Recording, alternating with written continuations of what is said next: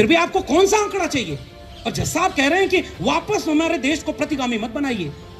आपके देश में साहब, मैं तो यादव हूं इसलिए अपने बिरादरी को जोखिम में उठाकर बोल रहा हूं, कथा कहने गया था बेचारा, 15 साल से चोटी रखा था। अब मैं क्या करूं, इसके आगे बोलूं कि ना बोलूं? ऐसे मतलब एक जगह तो काटी गई, मध्य प्रदेश में तो उखाड़ लिया। और मैं नहीं बोल रहा हूं, ये आप गूगल करके देख लीजिए। आपका समाज कहां खड़ा है भाई? क्या आर्थिक आधार पर दूल्हे को घोड़े पर चढ़ने से मारा जाता है, मुंह छरकने पर पीटा जाता है, बारात पर हमले किए जाते हैं? अगर समाज में गैर बराबरी है तो कैंपस में आएगी, और कैंपस में गैर बराबरी नहीं है, ये बात कैंपस में रहने वाले बाहर कितने लोग जानते हैं? और एक बात याद रखिएगा, कैंपस की गैर बराबरी वैसी नहीं होती जैसे हमारा प्रोफेसर अगर जातिवादी हो तो वो एकदम द्रोणाचार की तरह अंगूठा नहीं मांगेगा, वो आपका वाइवा नंबर कम कर देगा। तो जातिगत भेदभाव के तरीके पुराने अब नहीं बचे, अब तो नए नए तरीके इजाद हो गए हैं, जिसको कहते हैं एनएफएस। किसका सब ज्यादा हुआ है? 5000 अपॉइंटमेंट हुआ दिल्ली विश्वविद्यालय में, और मैं तो इतना बोल रहा हूं, 2-4 मुकदमा करो और हम भी जानता चाहते हैं, थोड़ा कोर्ट में जाए मामला। 5000 में से 2500 अनरिजर्व होगा, 10% ईडब्ल्यूएस को भी मान लीजिए हटा दीजिए तो 40% हुआ। 2000 अपॉइंटमेंट यूआर कैटेगरी पर, ईडब्ल्यूएस में तो चलो वही लोग आएंगे, 40% तो ओपन फॉर ऑल है। एक अपॉइंटमेंट बता दो जिसमें SC ST OBC का आपने वहां अपॉइंटमेंट किया। अपवाद में कोई अपना चहेता अपने तरफ का होगा, किसी वजह से कर लिया होगा, 1 आध 2 4 मिल जाएंगे, ऐसा अपवाद अमूमन होता नहीं। और जब से अब विश्व गुरु बनने का संकल्प लिया है देश ने, तब उसके बाद तो कभी नहीं होता।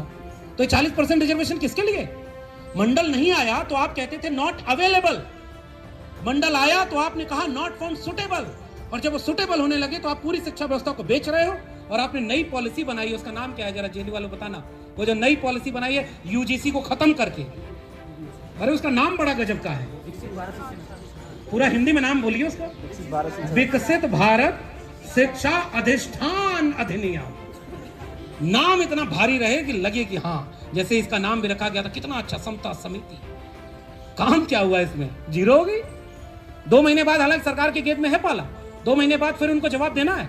जवाब देते समय किसको याद रहेगा कि क्या हो रहा है? इसका मतलब ये कि आप पीछे से जो यूजीसी को खत्म कर रहे थे, आप पीछे से जो ऑक्सफोर्ड कैम्ब्रिज के यूनिवर्सिटी कैंपस यहां खोलने वाले थे और पूरी शिक्षा व्यवस्था को बेच रहे थे, उधर तो डिबेट जा ही नहीं पाई, और आपने इसी पर उलझा दिया। जाति जनगणना हो ना पाए, आपने उस पर उलझा दिया।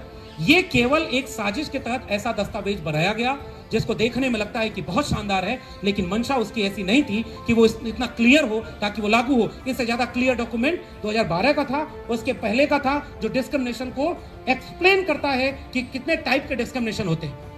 आपको क्लासरूम में कह दे, कोई जाते ही पूछ दे, अरे तुम क्या जवाब दोगे, तुम तो कोटे से आए हो, बैठ जाओ, इसमें तो जाति आई भी नहीं। तो साहब ये देश इतना बारीक है और आप इसको इतने हल्के चुटकुलों से आपने इसका विरोध करवा दिया।